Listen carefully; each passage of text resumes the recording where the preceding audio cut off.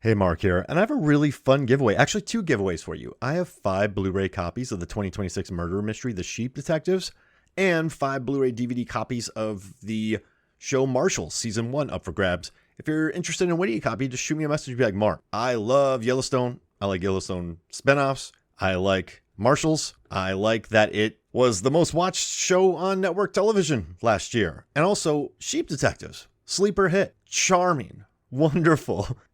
Listen, y'all. You're gonna want this. Sheep Detectives rules, and so you're gonna want a Blu-ray copy of this movie because it's a hoot. And also, you want a copy of Marshalls. Who doesn't love Yellowstone? So yeah, just shoot me a message and let me know. Following the events of Yellowstone, Casey Dutton leaves the ranch behind to forge a new legacy. After tragedy strikes, he joins an elite unit of U.S. Marshals, combining his skills as a cowboy and Navy SEAL to take on some of Montana's most dangerous criminals, while confronting the personal cost of serving on the front lines of the war on violence. Hugh Jackman stars in this hilarious and heartfelt whodunit, The Sheep Detectives, now on Blu-ray and DVD. In this new breed of mystery, a group of sheep must become detectives after their shepherd is found murdered, following clues to solve the crime. Own The Sheep Detectives today. Hello and welcome to Movies, Films, and Flicks. I am Mark Hoffmeyer, and joining me, Megan Hoffmeyer. And Darren Newark, DJ Valentine, Billy Business, and Brenda Peters. This is Andy Boentes. It's Nathan Leahy. It's David Cross. It's Jake Lewitt. Norbert Morvan. It's Lisa Leahy. Joey Lewandowski. John Levingood. Professor Mike Dillon. Nick Riak. It's Niall Moore. Eric Hoffmeyer. It's Johnny Nunn. Hello and welcome to Movies, Films, and Flicks. I am Mark Hoffmeyer, and joining me is Niall Fish Moore. Where did that name come from? Like, I'm sure you didn't give me that nickname when we were in Korea. Like, is it just one of those weird astronaut things? I don't know. Like, it makes sense for Duvall because it's Spurgeon, Sturgeon, just Yeah, Spurgeon, Sturgeon. Yeah, but where do we get? How do we start calling you Niall Fish Moore? I am unsure. More, More, doesn't really more. work. Let's see. Doesn't really work for More. Hoffmeyer either. Yeah, Mark Fish Hoffmeyer. Nile River Fish. I don't know. You could kind of. There is some tenuous link you could probably do using my first name with its phonetic sounding. Nile. Nile, river. Fish. River's a fish. That works. Okay. It's tenuous. Yes. It is Not. very, very tenuous. That works. What is Mark Hoffmeyer? Mark Hoff. It's like an inn. They serve fish at an inn. You can get fish and chips at an inn in Britain. There it is. I love it. Fish Hoffmeyer. Yep. I really don't think that would necessarily be your nickname, to be honest. If you went to astronaut corps, I think we could come up with something probably a little bit more appropriate for both of us, in fact. You know what? It's not a problem, but since my last name's Hoffmeyer, it's just been Hoff. Like, there's no one's ever been like, hey, Spud, or hey, Mood Swings. Like, there's been, yeah, exactly. So there's always just been like, and that like Crossfire, yeah, that game. So then it was like Hoffmeyer. So I've never been like, hey, what's up, Beast, or what's up, Tweak. Just funnily enough, some friends of mine used to call me Space More when I was younger because I had some like really silver Nike trainer things. People were like, oh, they're like astronaut shoes, and they called me Space More for a bit. Well, that explains a lot, Niall, because we did all the Star Trek, we did the stars, we've done our Armageddon, now we're on Deep Impact. And here in space again. Which Deep Impact, this was fun revisiting. I forgot most of it. I forgot that the first 40 minutes, 20 minutes are just Téa Leoni. Well, the first 5 minutes of different plots. You know what I kind of love? On the Wikipedia page, I always like to have the actors' names close. Or so I have I have Mimi Leader's IMDb page. I have the Deep Impact film. I have Twin Films up, and I have all my notes. But I love that there's the crew of the Messiah spacecraft, there's the government officials, there's a Lerner family and MSNBC associates, and then there's the Biederman family and associates. There's 4 different worlds in this film. And some of them don't really overlap at all. There is tenuous connection because the overall plot is there. There is an asteroid, but a lot of these characters don't interact at all. They're just completely separate, doing their own thing. Doing their own thing. One's in space, one's in DC. Well, I guess the other ones are in DC. And then, I think, well, you have the White House and Jenny Lerner. She gets to kind of interact there, but she's yeah, got her whole other side plot with her parents, where she makes amends with her dad and talks. Her mum doesn't feel great about the new marriage, and there's the whole family subplot going on with her that is probably slightly unnecessary in a disaster movie. Maximilian Schell and, well, Raya or Chloe or Jason and Chloe, they're the worst. Just Téa Leoni, right? Mom's cool. She ends up Yeah, just, Vanessa Redgrave is awesome. yeah. And she ends up, killing She herself ends up because because she's, she wanted to hang out with her dad on a beach rather than go to the safe haven that the president has granted her a special position in. Okay. Just like Frodo Baggins decided, hey, I'm going to go find my teenage girlfriend. And on the balance of things, yes, it did save one or two extra lives. So save the girl and the baby. yeah. So overall, if we're looking at purely utilitarian calculus, it was the correct call. But based on the knowledge he had, a second meteor was going to hit in 3 hours, and everyone who wasn't in the cave was going to die. So it was kind of a silly move. I And mean, I'm 14, surprised his parents went along with it. 14 in love. You're 14. You tell your parents, I got to go save my girlfriend. They're like, yeah, it's fine. Go do it. You know how to I, ride a I don't think they motorcycle. teach that in parenting courses. I, I mean, if your daughter comes to you in, say, 10 years and says, hey, dad, I know the world is ending, but I really, really got to go and ride a motorcycle and hang out with this guy I met while we have a safe bunker here. yeah. I don't think you're going to be going along the same lines as Mr. Biederman here. I think you'll be like, no, get your ass inside. Yeah. We're going to hunker down and hopefully survive this. I am picking you up. But here's the thing.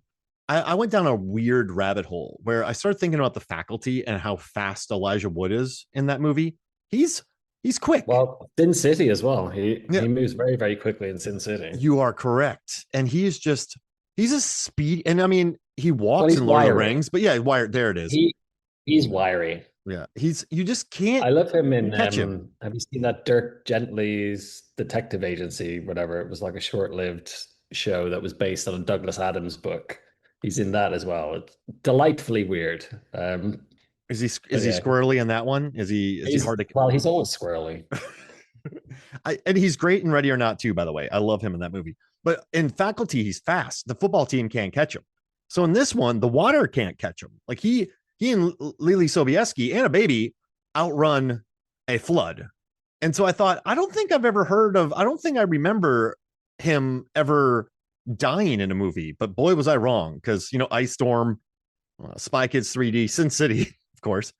Uh, like, let's see what else. Maniac, he's killed. And then Les Witch Hunter, he gets murdered, which is a bummer. And also in The Trust, he's killed. But in The Trust, he's in a car, to his credit. So he's not running. And then Last Witch Hunter, he gets a little cocky. So I don't know. I just, I didn't think he died in any movies, but he's died in a few, which is a Yeah, bummer. he's the thing is his filmography is very mixed anyway. You Yeah.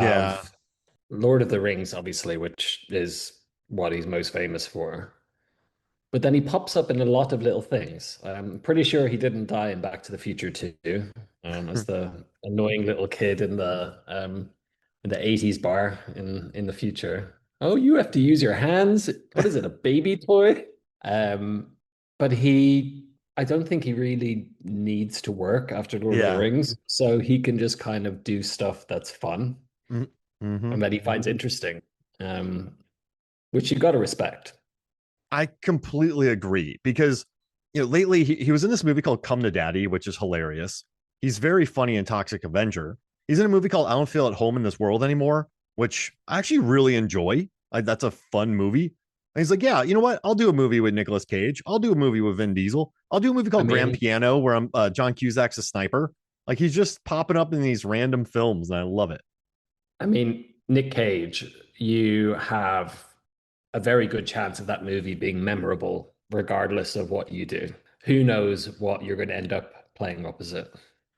And I've watched A Trust, and it's good. It's one of Nick Cage's. I mean, he made a. People say he made a lot of bad movies during that phase when he was doing those, but I mean, he made Mandy and Joe, and he was in some bangers. But I think The Trust is one of the better ones. I don't know if you've watched it. It's a pretty nasty little thing. I think so. He has a great stash in it.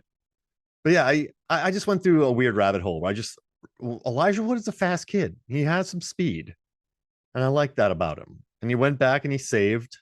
There's Chekhov's dirt bike or motorcycle. For a 14-year-old man, he's really good on that thing.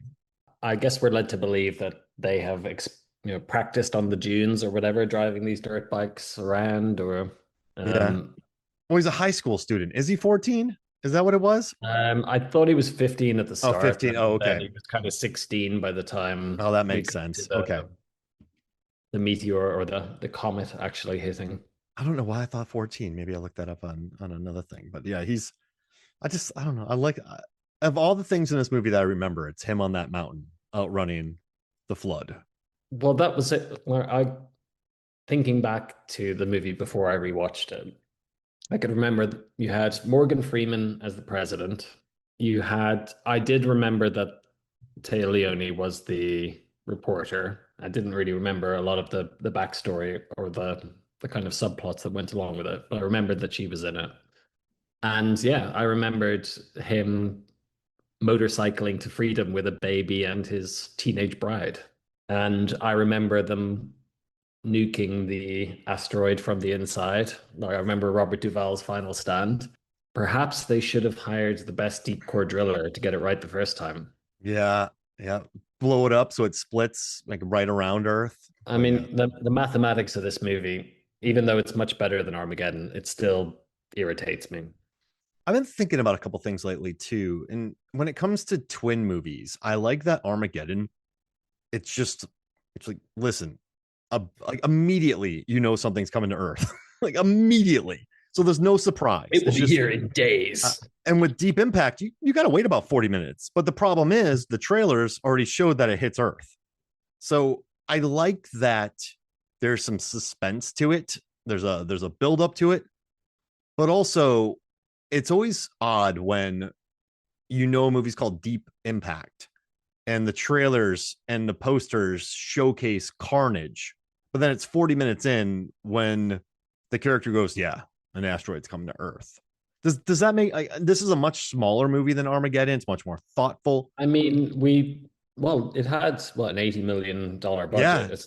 It's not exactly small. What was Armageddon's budget? It was similar range, right? no, it's that had to have been like one. Let me check. Armageddon budget. Even back then. Mm, $140 million in 98. okay. That's a big So, budget so that's a movie. big budget. Yeah.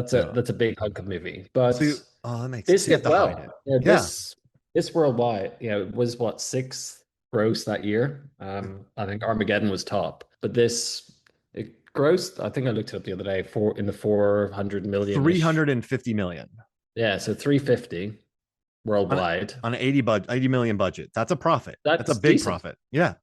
Well, the trailer ruled, and the movie is entertaining. You got Morgan Freeman, he's doing good work. You have Robert Duvall up in space. I remember watching it in 1998 and being into it. Yeah, I enjoyed it as well. I saw it in the cinema, and I enjoyed it. And then Armageddon came along, and I also enjoyed that for different reasons. Yeah. This one doesn't have an Aerosmith song. This one doesn't have Animal Does not. Crackers. There's no Yeah, space dementia. I think it would have been a bit weird to end this film with an Aerosmith song over Morgan Freeman's hopeful speech. You may have needed to go if they could have waited an extra year for Goo Goo Dolls. Maybe they could have done Oh, instead of City of Angels, they could have used that for and I Deep Impact. don't. Oh my god, I would love Iris. Just put Iris in any movie. When Iris plays in my car, I just want to scream it and sing it out I was loud. delighted. Like a live version came up. I was shuffling on Spotify the other day, and I was like, "Oh, this is brilliant!" I was walking home from wherever I was. I was like, "Oh, tune." Listen, Iris rules. There's no ifs, ands, or buts about it. That song Yeah, rocks. And it completely dominated the airwaves for several years around when it came out. It was everywhere. Oh man, good song. Let's just sing it right now. But it's the one thing I didn't remember about this movie is how what's the term? The pilots, all aside from Robert Duvall, and they say that like they're just kind of dickheads. It's Yeah, kind of they were a bit cliquey. They were like, it was very much old man, what do you know? It's like the drop in Aliens. It's like, is this your first drop? It's like, oh, I've done 270, all simulated. yeah. And they're sitting there talking smack about fish. And they're just I don't know why What? you introduce the Oh, characters like that. Why do you you landed on the moon, old man. Good for you. And like, well, have you landed on an anything? extraterrestrial body? Um, the physics are a little bit different, and the movie did actually forget that part of the way through. They got some of it right. They were like, okay, we need to tether to the comet, but then they all seem to have about the right amount of gravity to be able to walk around. And this thing is like 7 kilometers wide and weighs whatever it did, like 5 trillion tons. The Earth is like 6,000 kilometers wide. So just imagine, same as Earth density, you're not going to have gravity worth a damn. There, No. and I found myself getting very, very frustrated because where they're talking about, oh, we need enough fuel to take off. It's like you could literally push and you would take off from this thing. But the gravity is so small. There is no gravitational force involved. You can literally get out and push. And that was very, very frustrating. And poor old John Favreau got shot off into space by this gas duct. They're like, we don't have enough fuel to go and get him. It's like, you already have all of the relative velocity that the comet has. He's literally going that way at, say, 1, 2 meters a second. Fire your thrusters so that you have a relative velocity to him of what, 3 meters per second. By the time you catch up to him, you'll still only be a kilometer away from the comet, still with all the same relative velocity of the comet. And you can just go back down. Very, very, very simple. You don't have an atmosphere pushing you back where it's like, oh, if we stop, if we don't burn our engines now, we're not going to be able to keep up. Space doesn't work like that. The laws of motion are very, very clear that unless there's some external force, you'll just keep moving the same direction. You don't need a bunch of energy. And that's before we even get started on the propulsion system. Oh man, when it takes off, remember? I'm well, I don't know how familiar you are with Project Orion, which was actually name dropped in the movie. You So know, tell me, yeah. Project Orion was a 1950s DARPA space propulsion thing that they came up with. The idea was you basically build a massive shield on the back of a rocket and you keep dropping small nuclear bombs out the back to push you forward with the explosions from the nuclear bombs. It is insane. And this is what they've said they've based their engine on. It's like, well, we scrubbed off the Orion blueprints and we're using that. Well, they didn't It's have batshit. astrophage. They did not have astrophage, unfortunately. When they took off, I just laughed. I just had a big smile on my face when they just took off. How Oh, many G's do you think they were pulling when they took off like that? I mean, they were going light speed. I feel like they were going speed of light. Like there was some Star Wars type stuff going on. So I don't Yeah, know. that like that Orion thing. I think when I'd previously seen the movie, I wasn't aware of that specific research, and it's something that I've come across in the years since. And when they name dropped it, I immediately was like, "Nah, it can't be that thing. That would And be too silly." And then I went and looked it up. And was like, "Yep, Project Orion, the nuclear bomb powered propulsion in space." Okay, interesting. I mean, it worked in this world. Hey, I mean, if Kudos. you've got a way to contain and focus the explosions within their thing so that the thrust is all pointing at the back, it would work. Theoretically, it is sound. It's just the insanity of setting off a bunch of nuclear bombs to propel you. But they can't get to Favreau. I didn't Now, miss it. I didn't miss him though. Did you miss him? I didn't miss him. I mean, we're talking very early days Favreau, where he was more of the douche bro kind of Yeah, character. swingers. Swingers. what was his character in Friends, where he was the The MMA billionaire who fighter. decided he wanted to be an MMA fighter. He Yeah, hadn't found his niche yet. he most certainly hadn't. Do you? Why did they have to be such like? I get that they like. Yes, you are old. You actually flew to the moon, but we've flown in simulators, and I don't do that church thing. And this guy would get his ass busted if he played in sports nowadays. I You're mean, you're that's completely accurate. It reminds me of the quote from Bobby Charlton. I believe it was Bobby Charlton, where he was asked, soccer legend or football legend. yeah, would you beat this current Man United team?" And he said, "Oh yeah, we'd probably beat them 1-0. But bear in mind, we're all in our 60s now,"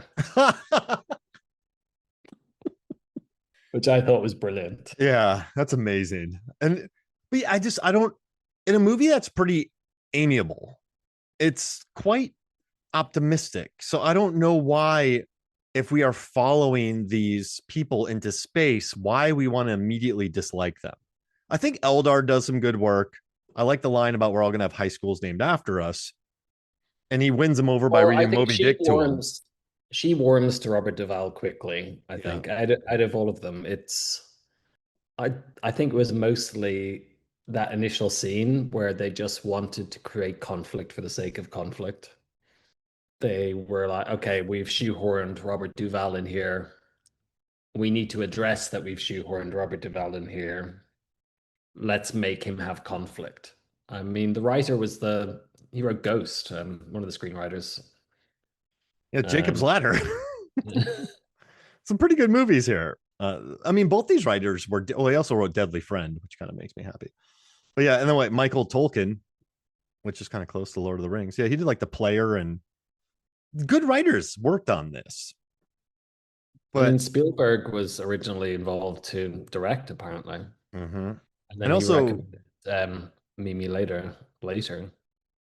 who's had a great career? She made Pay It Forward, went into director's jail. Have you seen her work lately?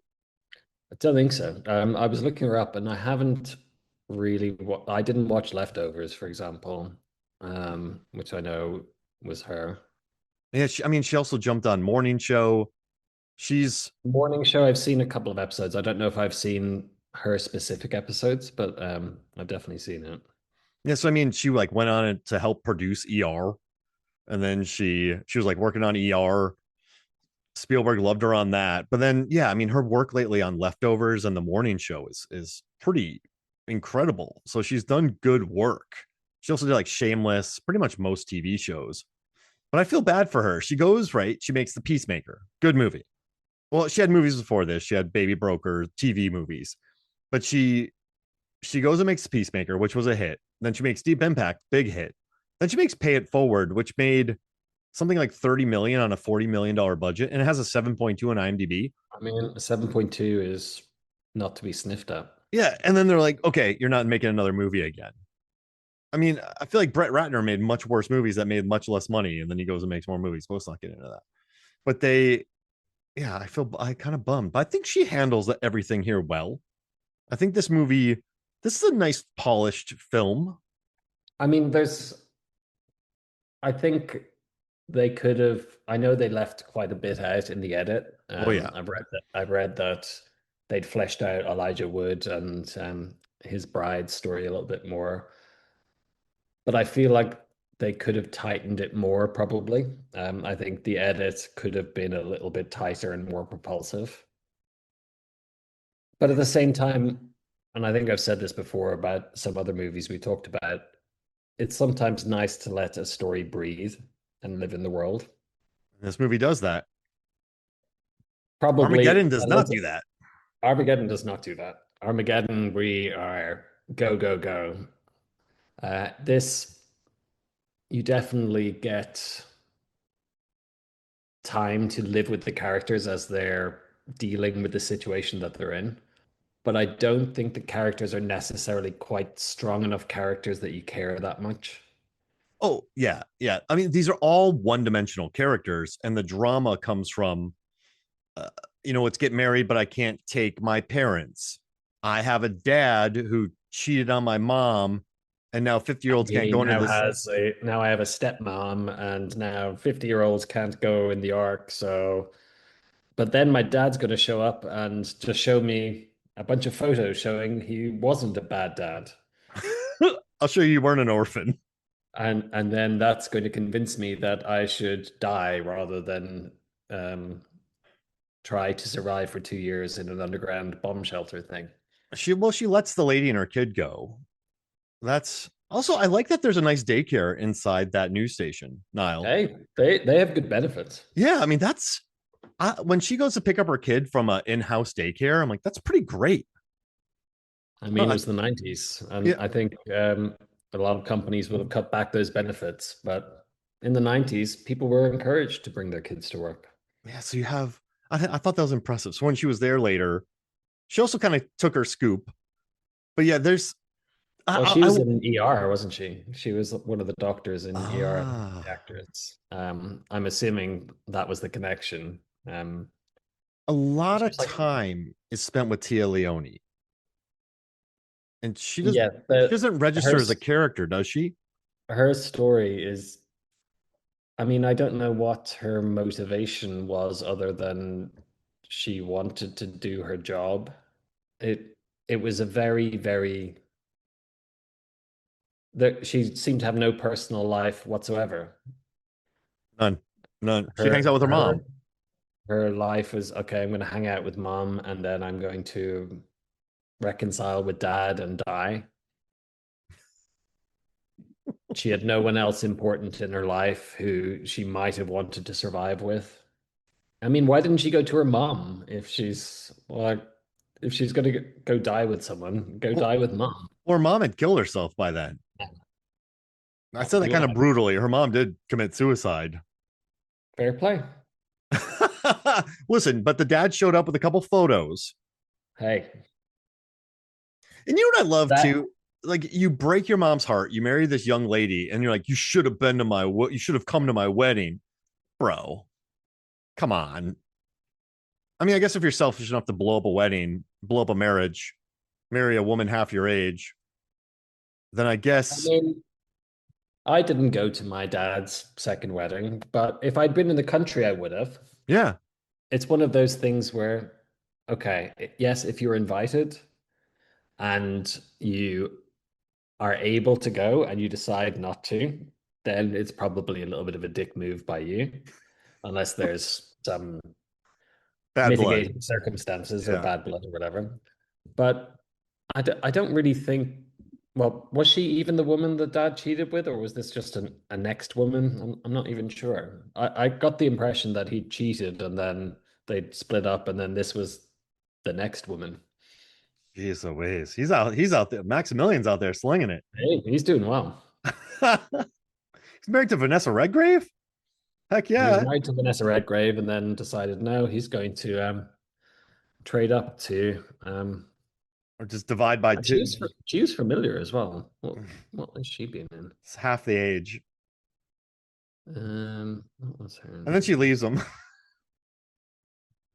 Yeah, she leaves him when the world is going to end, and she decides she's not going to get the money. So You know what's crazy? It's like she leaves him and then he's like, "Hey, I'm going to go reconcile with my daughter." It's just, would he have reconciled if she stayed? I would find that unlikely. I think he was just left alone and decided, well, I guess I'll just reconcile. Yeah. I got nothing better to do. But I mean, the it's world's going to end. I it's yeah, there's not much to Tia. I like Elijah Wood. He and Lily are good together. I think Sobieski's actually pretty good in this movie. I She like them was, together, and I do like the things like you're gonna get laid, and then Wood goes, really? That was a funny little bit. The kid from Veronica Mars says that. So I think he would be naive enough to be like, hey, let's get married because I can do this, and I think he's naive enough to realize the parents won't come. But yeah, I yeah, think his arc works. I think we could have done with less Téa Leoni yeah. and kept the same amount of Elijah Wood. Like Téa Leoni's part in the story was essentially to break the story to the world. After that, Nothing. we didn't really need her. Family drama. Family drama. And Dougray Scott. Who was he even in it? He was I the was looking, cameraman. I was looking out for him, and I was like, "Dude, Grace Scott's in this," and I Remember kept when trying to see him, and I was like, "Is he one of the ast? No, he's not one of the astronauts." remember when she shows up to interview Alan Rittenhouse, James Cromwell, and instead of talking to him, they roll up on the daughter real hard and start asking questions? Dougray was the one filming That it. is slightly unprofessional. You have a little girl sitting there and Téa's just drilling Hello, her. unaccompanied child. I'm going to ask you some very leading questions about what's going on with your mother and film it because I'm ethical. Yeah, that's pretty shifty, right? Not no. Mhm. I'm gonna get rid of the word pretty. That is shifty, right there. So yeah, she. She is not a particularly endearing character. No, and then the scoop and kind of takes that from her friend. That's the problem though when you have four groups of characters in one film. So that's why I think Armageddon registers better, because what you have is you have Liv on the ground with Billy Bob But and they Billy. get zero screen time. Once they go to space, it's pretty much right, we're in Exactly. space. And you got your crew. You know, you have your pilots and you have your drillers. You kind of And know. you've met all of these characters and you know kind of the rough backstory. You're like, okay, these are Yep. my guys. And Liv Tyler's on Earth with Billy Bob. And what I did actually like in Deep Impact is they tried the B in, or was it a C in astrophysics solution where they fired a bunch of rockets at the comet, the comet, and it just did nothing. Would those have done nothing? I mean, it would have been negligible. Yeah, it's In the true. scales of Deep Impact, it probably would have been less negligible because we're talking what it was what the size of Manhattan versus the size of Texas. Yeah, the size of Everest and then the size of, yeah. I mean, yeah, you're not gonna do anything to a Texas size thing. No, You're not. You I mean can't. it could have theoretically worked. And what I find very, very odd. So you've had this massive nuclear explosion that has been massive enough to split this thing into two, yet they both still hit the Earth. There surely should have been enough delta V in that, given how far out they are, to alter the trajectory enough that at least one of them misses. Yeah. But then you couldn't have the sacrifice at the end and a huge tidal wave. I mean, yeah, the tidal wave, again, Morgan Freeman, Mr. President, said it would be 100 foot high. Well, it was a lot higher than 100 foot. It was like a mile high. That was a big wave. But it I did did hit in look the middle of the Atlantic, though. I mean, that's a so lot of time. I did look into the physics, and it's the size of the wave is bounded by the depth of the water where it hits. So you can have something that big. I think the biggest on record that they know about was about 1.6 kilometers high, so about a mile high. That's what they reckon the one that did for the dinosaurs Wow. was. So that makes sense. And also the fact that it hit water. I mean, percentage wise, this thing's going to hit water I based on mean, Earth's. it's got a 7 out of 10 chance of. Exactly. And so if it hits in the middle of the Atlantic, like if it hit off the course of Florida, like in the Gulf of Mexico, the waves are going to be catastrophic, but I don't think there's going to be enough time to build those waves, correct? Uh, the waves build instantly though. Yeah, it's true. They don't need ocean to build, but where you have an advantage in the Gulf of Mexico is that the water is shallower, so you can't build as much height. Got it. But then in the Atlantic, you're going to have gigantic waves. Exactly. Yeah. And theoretically, if you could manage to target one just in the Marianas Trench, you can build the biggest possible wave that can be stood up. I'll be like, this hitting Lake Erie. Come on. Somebody's done that. The rabbit hole I was down. Somebody built an asteroid simulator, and they tested what would happen if you hit one of the Great Lakes. I think they said they hit Superior actually rather than Erie. It did a lot of damage. Well, yeah, definitely. Because how deep does that get? I don't. It's not that deep. I don't think. We're talking a couple 100 meters probably. Oh, okay. So, but I mean, it's still going to be. I don't know. Wait, what you said, Lake Superior? But that's totally off the top of my head before all these Oh, American geography students tell me that I'm the very wrong. max the max depth of Lake Superior is 1,332 feet. So 300 odd meters. Okay. Yeah. Order of magnitude, I'm fine. Physics. Erie is the shallowest, so you don't want it hitting that. Well, you probably do want it hitting Oh, that. that's true. But yeah, that either way, it's screwed. But I like that someone actually ran that math. Yeah. Anything silly like that from a movie, somebody has gone, right, I'm going to figure that out. You should know from experience, given the silly things you've worked Yeah. out. I don't try. See, I guess for me is you sometimes you watch this and you're like the wave would never be that big. But the reason I've never researched it is because I actually researched all the waves in Aquaman about how much Interesting. damage was done. Remember an Orm floods every place on the Atlantic? This the trillions of dollars of damage that he does in about 5 minutes. So that was I actually researched that, but an asteroid didn't land in the middle of the Atlantic.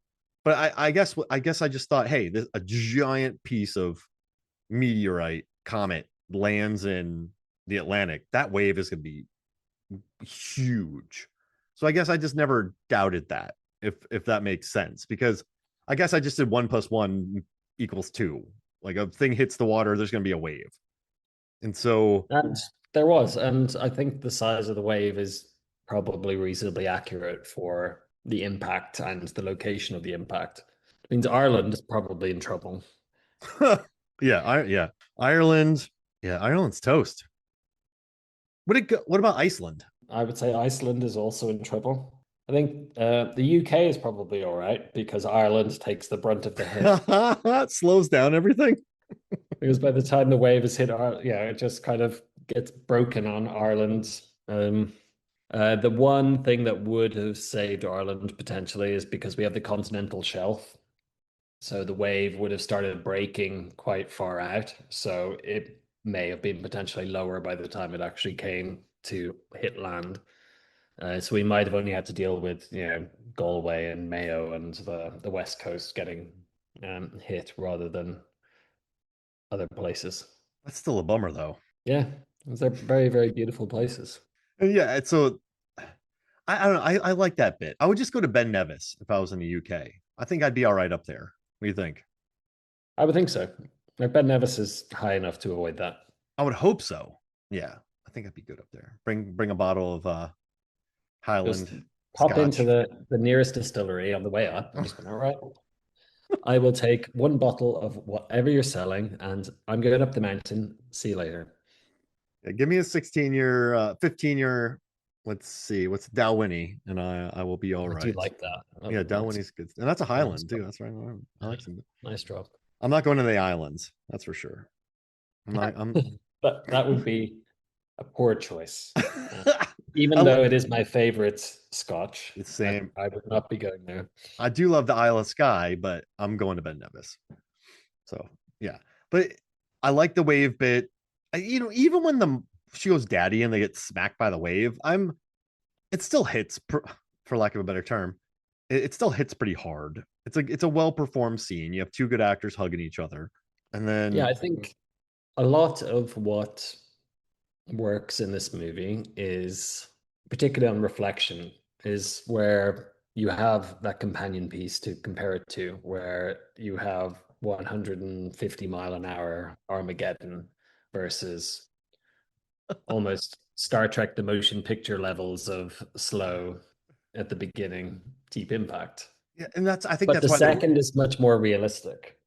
Deep Impact is much more likely in terms of how at least we would find out and how potentially we would plan to stop something like this versus Armageddon, where Hey, we need to drill a hole. Let's get some drillers. Why don't you just train astronauts to drill? Shut up. That's not that kind of movie, Ben. Yeah.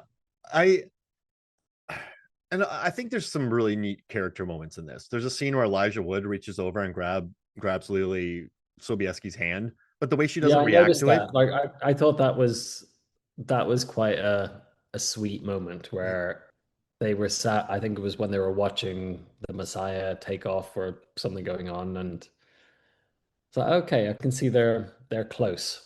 man, that was a good. And the way that they don't go ooh about it. She just Mhm. takes his hand. Like Yeah. that's a neat mature moment. I like the Moby Dick bit. I like the when Robert Duvall goes down to read to him. That's probably like a 5 minute scene. And I like that. I like when he's talking about Mark Twain and how the riverboaters only knew their few, square Yeah, miles of the that river. is a very that's a good line. Yeah. Yeah. That is a legitimate good line. I like at the end when he's blind, but his kid shows up and then they're talking to each other and then that Yeah, and I liked how Robert Duvall was narrating what the kid was doing. I thought that was a really nice moment where they'd been dicks to him, but he was part of the crew now, yeah, and like Eldard's acting his face off in there. except for So Favreau. yeah, Favreau can go drift in space. he's still But drifting in space. He the sucks. funny thing is, as I said, because of the momentum that's coming, if Favreau had enough oxygen, he would have impacted Earth because he's already got all this momentum towards Earth. What if He's prob someone's he's survived? probably Yeah, going to end up, his body is going to burn up in Earth's atmosphere. He's going to get a very nice Viking funeral. just land on somebody. I like the bit with Laura or Beth when she is with her kid. She's like, "Yeah, we're just gonna stay here and watch the waves come in." Like that was performed really, and I liked when Téa Leoni picked up the kid and ran with her to get the woman going. That's a good scene. That was a Jenny Jenny made a move there, and I appreciated that. I think I think Morgan Freeman's very good at dropping expository dialogue. I think he did a good job of that. And I wish, Niall, I wish so he makes this big speech and I'm an extra on the stage and he walks by me and puts his arm on my shoulder and gives me like a head nod and walks away. I want to be that extra, Niall. I mean, I'm sure a Morgan Freeman head nod has extra gravitas to it. Even just the nod, you would feel the weight of that nod. And I like the scene where the dad got up. He's like, "Well, maybe they're calling our house." Like, there's That was possibly one of the silliest reactions I've seen, and it was brilliant yeah, because why would they be calling your housemate? You are not important at all. And and I love how his wife clocked it. I mean, she's like, oh my God, you fucking but we're not getting picked but on here. she didn't say anything. She just let him kind of keep the delusion for a little bit longer. It Now, was a Liz Lemon quality eye roll from Asha Yar from The Next Generation. now, I will say my least favorite part in this movie is when the file gets sent to the astronomer and he's just eating, smacking on pizza for no reason. Like, why do I need to listen to this man chew pizza loudly with his mouth open? Niall. I can tell you from experience of running telescopes. Usually, you're not eating pizza when you're controlling telescopes because it's fairly sensitive equipment, and you wouldn't want to have pizza around that. From my one experience of operating a very, very large telescope, it's the biggest in the UK for my undergrad. They don't let you have food in there. Both of the guys in Armageddon and Deep Impact, they're kind of jerks. Remember the guy with the wife who's nagging at him? Go get my book. Yeah, Get the book. I'm going and to divorce you. Just get the book. yeah, Don't care. screaming, and then this guy's just munching on. And then he's driving and he's looking at his cell phone while there's a truck driver who drops a cigarette into his crotch at the same time on a 2 lane road and they explode. Highly inconvenient. And then obviously he bought his car from Acme, so it immediately exploded as soon as it went over the cliff.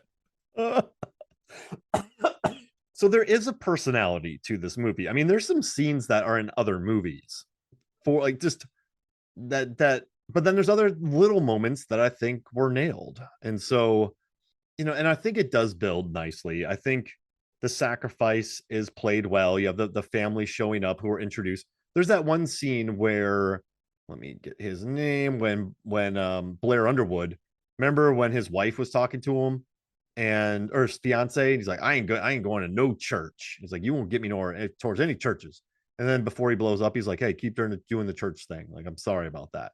I'm Like gonna that. haunt you. Yeah. Yeah, you better come back and haunt me. That Bastille song comes on. I'll come back to haunt you. But yeah, that was pretty random, and I kind of loved it. And so I like that the wife showed up at the end. Eldard gets to act his face off. And he gets to interact with his child, where he Yeah, had that very, very cringe talking to the belly scene before they're taken off. But it shows the passage of time as well, because when they were taking off, she was pregnant, and now there's a full-blown toddler. And it's like, okay, they have actually been away for a significant amount of time. that's a big baby. And they didn't get put into comas, and they didn't have a robot looking after them, and no astrophage. So, Rock aliens helping him out. yeah, But I'm telling Rocky you, hate Mark. he would. Yeah, I don't think Rocky would like Gus either. I think Mm. Rocky would bond with Fish. I think so. I think Rocky, of the people, I think Rocky would probably bond with Fish. Like I think Orin would just be like, "You're a rock. You're old. You're garbage." Like, You're like what? weathered. Yeah. Look how weathered that rock is. He must be old.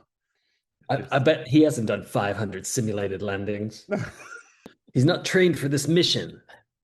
I will. The one thing I liked about Armageddon, though, is when they're coming into the orbit of the asteroid, meteor, comet, one of the three, the tail just wipes them out. It's a like the meteor or asteroid in Armageddon's roaring, literally roaring, and so I like the danger of that. In this one, they have to follow in, and Duvall's just sort of popping through the tail of it. I mean, that is far more likely to be what would happen in real life versus Yeah, it's not as thrilling, and nothing roars. if that volume of stuff was falling off the asteroid, it would probably break up. Given it's been out there for millions of years, Yeah. it would not still be there if that volume of stuff was falling off it. Or was it a planet when it started? I mean, Well, what happens with a comet is typically you only see the tail when it actually interacts with the sun. So the solar wind is what's blowing the outer layers off it. And it's a fine dust trail. It's not typically going to be too many larger things. So technically, if you came in from the front, there's going to be nothing there except for you're going to be in the sun. Hmm. And because, as I've said several times, in space, there's no up, there's no down.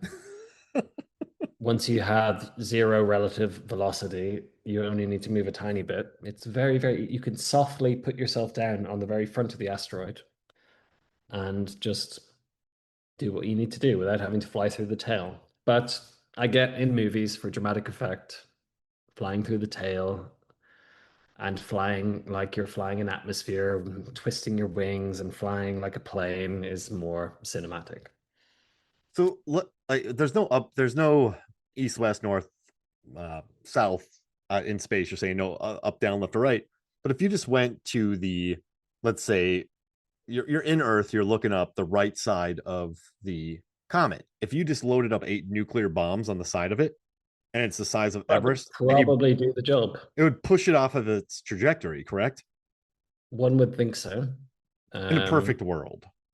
You would be probably better off, depending on the trajectory of the comet, to put them on the back or on the front, because that would change the trajectory more because you're changing the orbit, right? Oh, okay.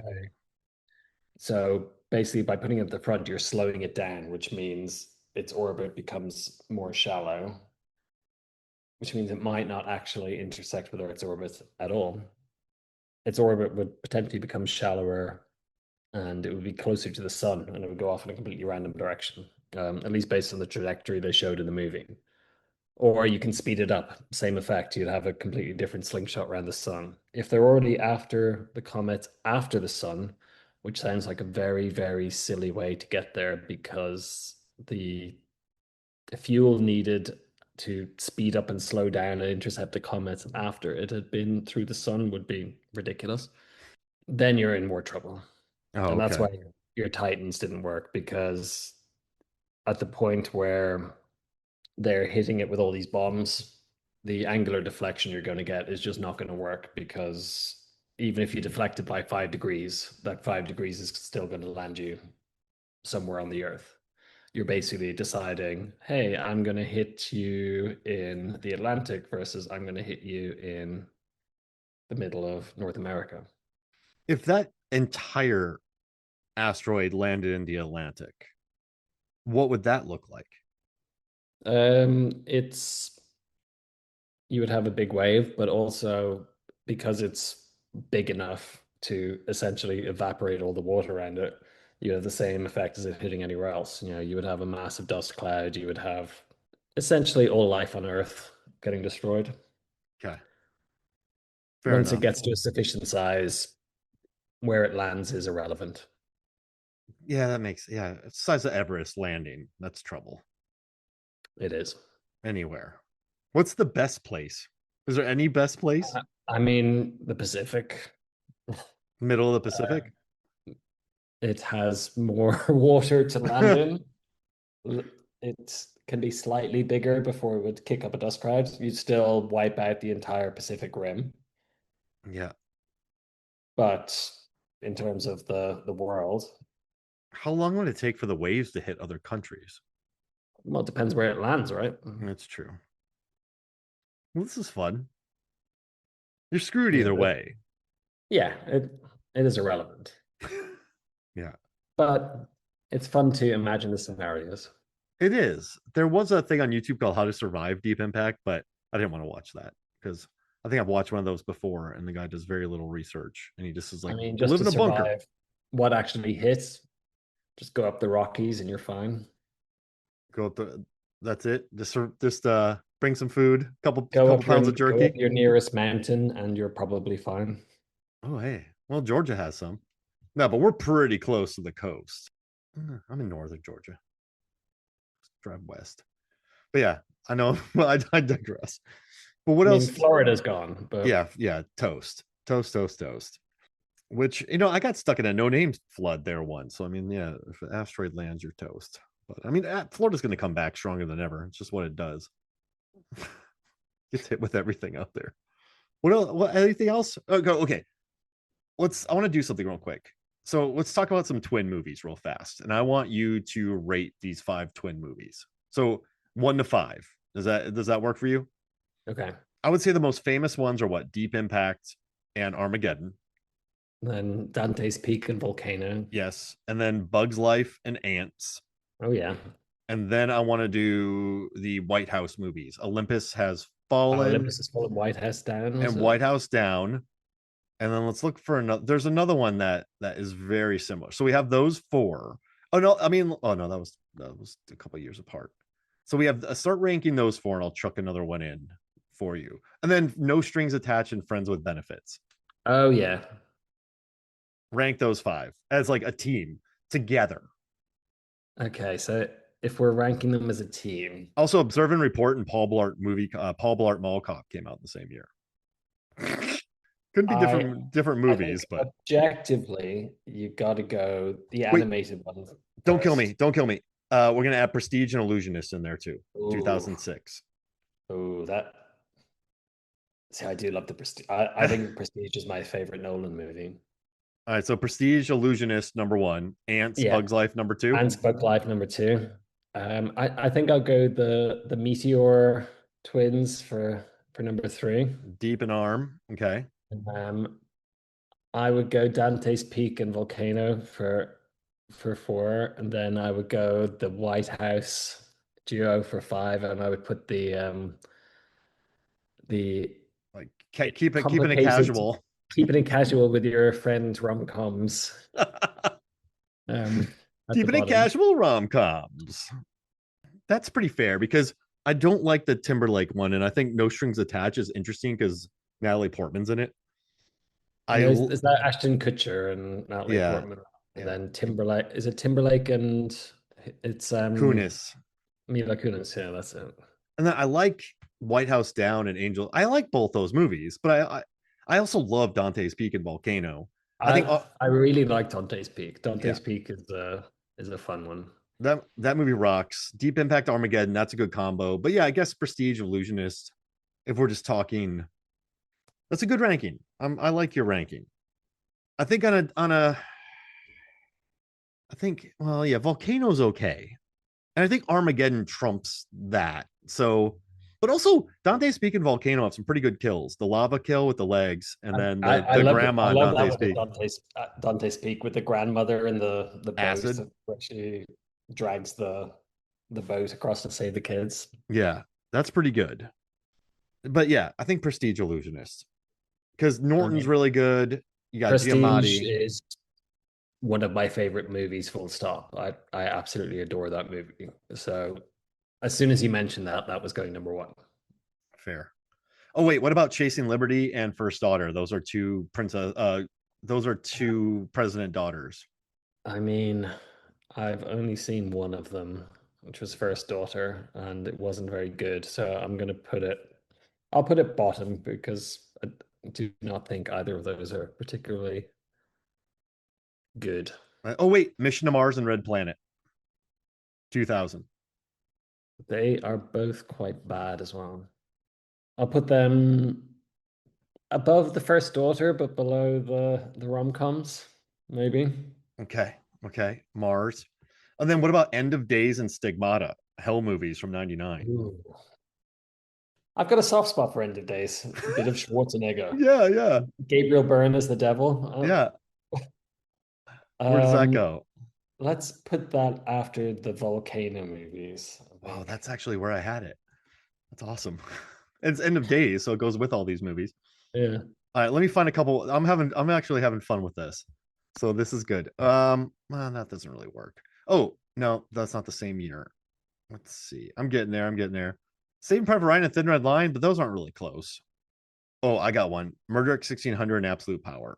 Those are two just DC movies, murder investigations. I don't think I've seen Murder at 1600. Absolute Power, I have seen. Hmm. Let's put that in above End of Days, maybe. Oh, okay. I like that. And last one, K9 and Turner and Hooch. Oh, K9 and Turner. Oh, those are both good. I love both of those movies growing up. Like Turner and Hooch is definitely better. Yeah. But okay, let's put those above. Let's put those in the 4th slot then. So let's shift everything down again. Oh, wow. Oh, okay. 4 slot dog movies. All right, so we did it. That was fun. Sorry I'm about just kind that. of looking through your list now. And it's like, Sorry about that, hmm. president daughter movies. Yeah, I did not rate those at all. I mean, if we had to put like if I Saving Private mean, Ryan and Thin Red Line Truman were in Show there, and Ed TV were very similar as well. They weren't exactly the same year, but very, very close. are you looking at the same wiki list I am? Because this one's I actually might really be. good. Uh, Let's the Truman see. Show and Ed TV. That's a good one. Well, Yeah, that's got Gamer and Surrogates are pretty close. Finding Nemo and Shark Tale are pretty close as well. Oh, Megamind and Despicable Me. I Like mean, we could villains just as go through leads. this list forever and just keep like, oh, those two movies were quite similar. They have to be the same year though. Yeah, no, I would agree. Oh, the Apparently, there dub. was a movie called Tornado in 1996. Oh, there's Same ex-girlfriends twist. as zombies in 2014, burying the ex in life after Beth. So yeah, I think we did it though. I think so. Anything else you want to say about this movie? Anything else we got? No, I don't think so. I think it's I don't think we particularly talked much about the movie, but it was Wait, I think we did, right? We covered a lot. Or no? who knows? We just go where we go. Have you Well, it watched was First fun. It Omen? was fun. Wait, one more. First Omen and Immaculate. First Omen. Is Oh, that a they're prequel both to good. Omen? Yeah, they're like evil churches and babies. Antichrist stuff. I watched the Omen. I don't know. Is that the one you were talking about? No, it's good. The first Omen's really good. Oh, if you haven't watched those, we'll skip it. But let me see. What else do I have in my notes? Do I have anything else in my notes? I think I'm pretty good. I think we did it. This was fun. Yeah, indeed. All right. Well, thank you for joining me, man. You are very welcome. And people can find Niall L Niall on socials. A lot of travel in the world pics. Where are you going next? Um, I am going to Dublin in a couple of days for a family event. Not very exotic at all, but it will be fun. Enjoy some Crescent 10 for me. I shall try. Awesome. Well, thank you for joining me, Niall. So for me, Mark Hoffmeyer, for Niall Moore. Wait, for me, Mark Fish Hoffmeyer, for Niall Fish Moore. This is Movies, Films, and Fish. We'll see you next week.